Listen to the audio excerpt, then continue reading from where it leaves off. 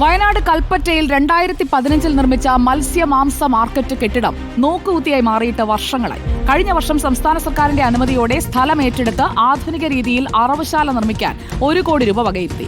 2025 നഗരസഭയുടെ ഉടമസ്ഥതയിലുള്ള ഈ സ്ഥലത്ത് അറവുശാല നിർമ്മിക്കാൻ 2 കോടി രൂപ വകയിരുത്തി. ദീപക് മോഹൻ നമുക്കൊപ്പം തത്സമയം എത്തുകയാണ്. ദീപക് മോഹൻ, 1, 2, 3 ഇത്രയും കോടി വകയിരുത്തിയിട്ടും ആ കെട്ടിടം ഇപ്പോൾ എന്തായി? ഉപയോഗിക്കാൻ പറ്റുന്നുണ്ടോ?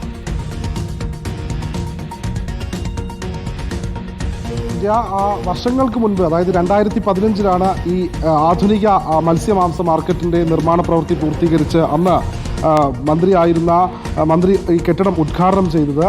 10 വർഷങ്ങൾക്ക് ഇപ്പോഴും ഈ കെട്ടിടം ഇങ്ങനെ തന്നെ കിടക്കുകയാണ്. കൽപ്പറ്റയെ സംബന്ധിച്ചിടത്തോളം നിലവിൽ കൽപ്പറ്റയിലെ മത്സ്യ മാർക്കറ്റ് പ്രവർത്തിക്കുന്നത് കൽപ്പറ്റ നഗരത്തിൽ തന്നെയാണ്. അവിടെ നിരവധി പ്രശ്നങ്ങൾ ഇപ്പോഴുമുണ്ട്.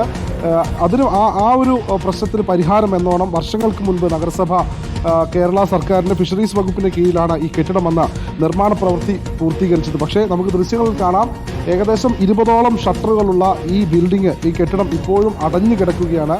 നിരവധി നാളുകളായി മത്സ്യ വ്യാപാരികൾ അടക്കമുള്ള ആളുകളുടെ ഒരു വലിയ വിഷയമാണ്. അവർ നിരവധി തവണ നഗരസഭയോട് ഈ പ്രശ്നം അവതരിപ്പിച്ചു.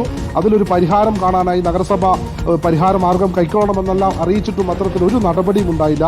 ഇപ്പോൾ നമ്മളോടൊപ്പം ഇവിടെയുള്ള മത്സ്യ വ്യാപാരികളുണ്ട്.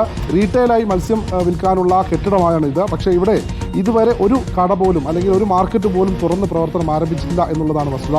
പ്രദേശവാസി നമ്മളോടൊപ്പം ചേരുന്നുണ്ട്. എത്ര വർഷമായി ഇങ്ങനെ? എന്താണ് ഇപ്പോൾ മത്സ്യ വ്യാപാരികൾ പറയുന്നൊരു പ്രശ്നം? ഇത് കൽപ്പറ്റ നഗരസഭയുടെ ആസൂത്രണമില്ലാതെ ഉണ്ടാക്കിയൊരു ബിൽഡിങ്ങാണ്. കൽപ്പറ്റ നഗരസഭയുടെ ഏറ്റവും വലിയ പ്രശ്നം എല്ലാ കാര്യങ്ങളിലും വ്യക്തമായ പ്ലാനോ പദ്ധതിയോ ഇല്ലാതെയാണ് എല്ലാ കാര്യങ്ങളും ചെയ്യാറുള്ളത്. ഇതേപോലെ തന്നെയാണ് ഇതും. വളരെ കൊട്ടിഘോഷിയോട് തറക്കല്ലിടുന്നു, പിന്നീട് ഉദ്ഘാടനം നടത്തുന്നു.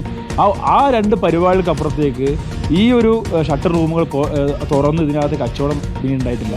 മാത്രമല്ല, ഇതിൻ്റെ ഒരു സ്ട്രക്ചർ തന്നെ ഒരു മാർക്കറ്റിനെ പറ്റിയ രൂപത്തിലേക്കല്ല ഉള്ളത്. ആളുകളെ പെട്ടെന്ന് കാണുവാനോ ആകർഷിക്കാനോ അല്ലെങ്കിൽ ശ്രദ്ധിക്കപ്പെടുന്ന രൂപത്തിലേക്കോ എല്ലാ സ്ട്രക്ചർ പോലും ഉണ്ടാക്കിയിട്ടുള്ളത്. അതോടൊപ്പം തന്നെ ഇതിൻ്റെ നിർമ്മാണ പ്രവൃത്തിയിൽ അപാകത കാരണം തൊട്ടപ്പുറത്ത് ശ്മശാനം അടക്കുന്ന സ്ഥലങ്ങളുണ്ട്. ഇവിടെ വരുന്ന വേസ്റ്റ് ടാങ്കിൽ നിന്നുള്ള ഉറവെടുത്തുകൊണ്ട് അവിടെ കുഴിയെടുക്കുമ്പോൾ ആ കുഴിയിൽ ഇവിടുത്തെ വേസ്റ്റുകളും വരുന്ന രൂപത്തിലേക്ക് അടക്കമുള്ള പ്രശ്നങ്ങളുണ്ട്.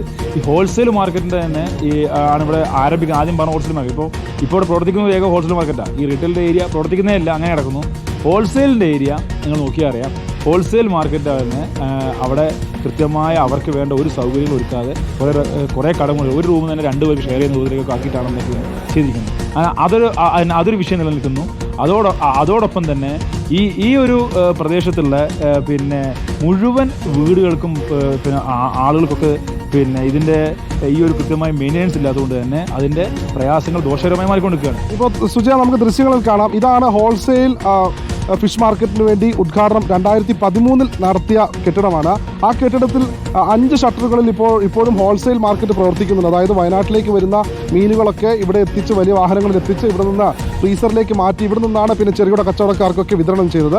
പക്ഷേ ഈ എതിർഭാഗത്ത് കാണുന്ന ഈ കെട്ടിടം, അതായത് ഇതാണ് റീറ്റെയിൽ കെട്ടിടം എന്ന് പറയുന്നത്, ആ കെട്ടിടം ഇപ്പോഴും തുറന്നു പ്രവർത്തിക്കാതെ കിടക്കുകയാണ്. അതായത് വെറുതെ ഒരു കെട്ടിടം. ഇങ്ങനെയാണ് അനുവദിക്കുന്ന കോടികൾ പാഴായി പോകുന്നത്. 3 കോടി രൂപയുടെ വെള്ളാനെയാണ് ഇപ്പോൾ ദീപക് മോഹൻ നമുക്ക് കാട്ടിത്തന്നത്. 2015, ഇത് 2025. 10 കൊല്ലമായിട്ടും അതൊന്ന് പ്രവർത്തനക്ഷമമാക്കാൻ കഴിഞ്ഞില്ലെങ്കിൽ പിന്നെ അധികൃതർ എന്താണ് അവിടെ ചെയ്യുന്നത് എന്നതാണ് ചോദ്യം. പണം വകയിരുത്തിയാൽ മാത്രം പോരാ. ആ പണം എന്ന് പറയുന്നത് ജനങ്ങളുടെ പണമാണ്. അതിനനുസരിച്ച് അവിടെ പ്രവൃത്തി നടക്കുക കൂടി വേണ്ടതുണ്ട്.